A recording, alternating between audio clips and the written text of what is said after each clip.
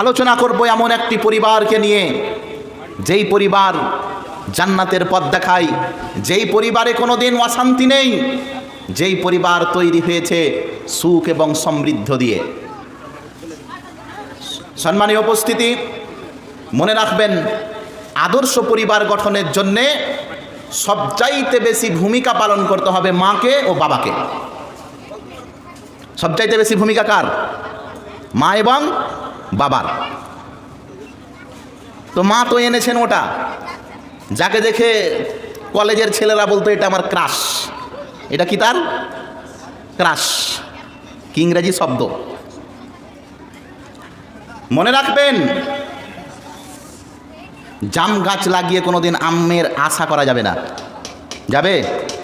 চারা গাছ যদি দুর্বল থাকে, চারা বুঝেন? চারা, আমের চারা, বিভিন্ন গাছের কলম হয় না, চারা, ও চারাই যদি পোঁকড়ে থাকে তাহলে গাছ ভালো হবে? বাড়িতে বউ এনেছেন সেটা, যার ছবি পাড়ার প্রত্যেকটা কুকুর বাঁদরের মোবাইলে আছে, প্রত্যেকটাই চিনে। আর আল্লাহ এ কোন যুগ এলো, বউ দেখতে গিয়ে আপনারা মেয়ের ফোনে ছবি কেন দিচ্ছেন? বুঝতে পারেন আমার কথাটা? বউ দেখতে যাচ্ছে কি যায় না ছেলেরা? ছেলের বাপ যাচ্ছে, ছেলের বন্ধু বান্ধব আরও যে কত রকম যাচ্ছে, ওটা তো বাদ দেন।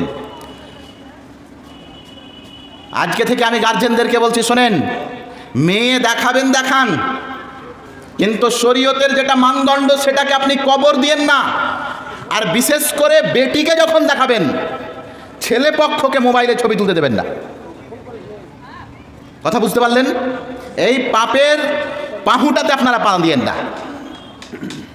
আপনি আপনার জামাইকে বলবেন, বাবা তুমি আমার বেটিকে দেখতে এসেছো, চোখ ফেড়ে ফেড়ে দেখে লাও এখানে, কিন্তু আমার বেটির তুমি ছবি নিয়ে যাবা, কি জানি বিয়ে হবে কি হবে না। এটা তো প্রথম সূত্র। আপনি জানেন, সমাজের মধ্যে অনেক ফেসবুকে ছবি খুঁজে বেড়াচ্ছে যেগুলো এইখান থেকে কালেক্ট করা হয়েছে। প্রিয় বন্ধু, আমি বলছিলাম আদর্শ পরিবার গঠনের জন্যে ভিত মজবুত করতে হবে। বাড়ি যদি আপনি সুন্দর চান, বাড়ি যদি মজবুত চান, আর ওই বাড়ির ভিত যদি মজবুত না থাকে, বাড়ি কিছুই হবে না। আদর্শ পরিবারের জন্যে বাড়িতে একটা ভালো বউ আনতে হবে, বৌমা যাকে আপনারা বলেন। বৌমা কি করে খুঁজবেন? ঘটককে তো আগে বলে দিয়েছেন, যেগুলা এক আধটা বেটি আছে ওগুলার বিহা নিয়ে আসিও, বলেননি? বাঝা বাঝা। আর যদি একটা বেটি হয় কাউরি, আর ওর বাপ যদি বড় লোক হয়, ও আল্লাহ, তাহলে তার বলা হবে না যে ওর বিয়ে কোথায় হবে। যেই দিন থেকে সমাজের মধ্যে